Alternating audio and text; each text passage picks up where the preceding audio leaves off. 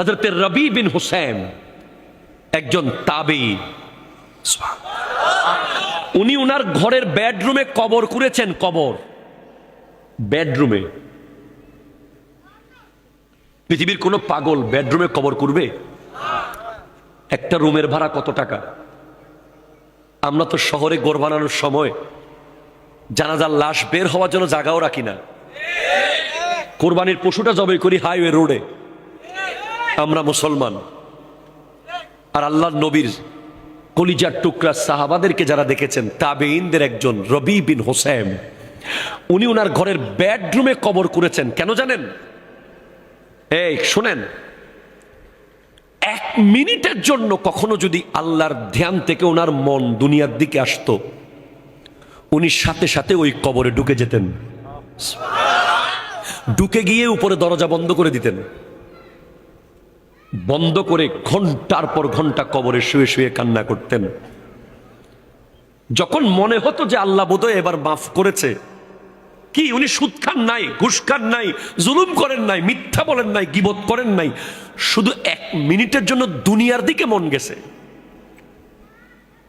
উনি কবরে ঢুকে গেছে। ওনাকে জিজ্ঞেস করা হয়েছে, তোমাকে এরকম আখিরাতের প্রতি ভয়, কে কে তোমাকে এমন আখিরাত মুখী করলো? উনি বলছেন, কামারের দোকান।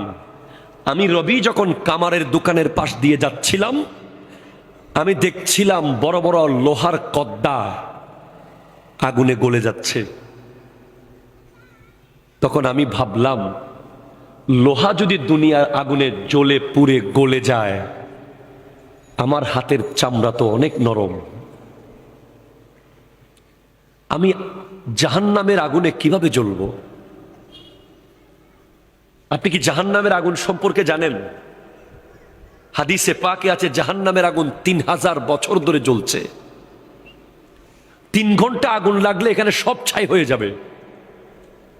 কন্টিনিউ 3 ঘন্টা যদি আগুন কন্টিনিউ থাকে, আর জাহান্নামের আগুন 3000 বছর ধরে জ্বলছে, কিয়ামতের মাঠে জাহান্নামের আগুন দৌড় মারবে। জাহান্নাম চিৎকার করবে, আল্লাহ আমার খানা দাও, বেনামাজিদেরকে দাও। গাই, জাহান্নামে একটা গর্ত আছে, গাই গাই, ওই গর্তের নাম গাইয়ুন। ওই গর্ত বেনামাজিদের দিকে দৌড় দেবে। 70,000 ফেরেশতা শিকল দিয়ে ধরে রাখবে ওই জাহান্নামকে টেনে। তখন জাহান্নাম ঠান্ডা হবে একটা জিনিস দিয়ে, সেটা হচ্ছে নামাজি বান্দাদের চোখের পানি। যারা নামাজ শেষে মোনাজাতে চোখের পানি ফেলে, ওই পানিগুলো যদিও টাইলসে পড়ে যায় মনে করেন না, ওগুলো আল্লাহ রিজার্ভ ফান্ডে রেখে দেয়। ওই পানিগুলো এভাবে জাহান্নামকে ছিটিয়ে দেওয়া হবে। জাহান্নাম মুহূর্তের মধ্যে ঠান্ডা হয়ে যাবে।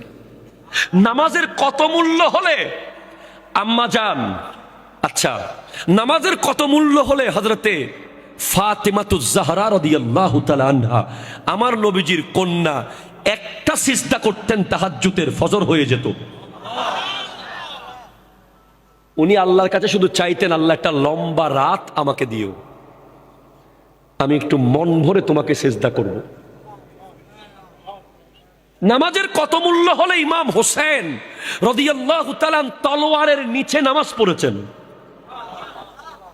আর 10 মিনিট পরে নামাজ পড়লে উনি সমস্ত ইয়াজিদ বাহিনীকে কেটে ফেলতে পারতেন, কিন্তু না, যেই তলোয়ার গাজর মূলার মতো কাটতেছিল ইয়াজিদিদেরকে, সেই তলোয়ার হঠাৎ থেমে গেল মসজিদের আজানে।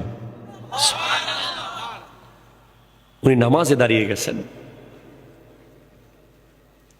কবর ডেকে ডেকে বলছে আমাদেরকে, কবর ডেকে ডেকে বলছেন, কবরস্থানে গিয়ে একটু শুনেন না। আল্লাহ আমাদেরকে সেটা শোনার ক্ষমতা দেয়নি বলে আমরা শুনতে পারতেছি না কবরের আওয়াজ, কিন্তু আমার নবী শুনেছেন, আমাদেরকে বলেছেন কবর প্রতিদিন 10টা বাক্য বলে বলে ডাকে। তার মধ্যে 1 নম্বর, তাসআ আলা জাহরি ওয়া মাসিরুকা ফি বাতানি, আমার পিঠের উপরে দৌড়াদৌড়ি করতেছিস তোরা, এত অহংকার। আমি কবরের পিঠের উপরে এত ভাবসাব তোর, কিসের এত অহংকার তোর? ওয়া মাসিরুকা ফি বাতানি, কালকে আমার পেটে তুই আসবি, কালকে, ঠিক কিনা কথা বলেন না? কালকে আসবি আমার পেটে তুই। কবর বলছে দুই, ওয়াত্তাসা আলা যাহরি ওয়া তুআজ্জাবা ফি বাতনি, আমার পিঠের উপরে গুনাহ করছিস, আমার পেটে তোকে আসতে হবে। কবর বলছে ওয়াতানদিমু আলা যাহরি, আমার পিঠের উপরে হাসি ঠাট্টা মজাক করছিস, ওয়াতাবকি ফি বাতনি, আমার পেটে তোকে কাঁদতে হবে। হ্যাঁ, জি, না না না, মুসলমানের ছেলেকে আল্লাহ হাসতে বানায় নাই। মুসলমানের ছেলে এক লাইন অযথা কথা বলতে পারে না। কোরআন বলেছে ডাক্তার সফল বলেনি, কোরআন ইঞ্জিনিয়ার সফল কোরআন বলেনি, পলিটিশিয়ান সফল কোরআন বলেনি, ব্যারিস্টার সফল কোরআন বলেনি। কোরআন বলছে কাদ আফলাহাল মুমিনুন, মুমিনরাই সফল, মুমিনরাই সফল, মুমিনরাই সফল। ঠিক কিনা বলেন না?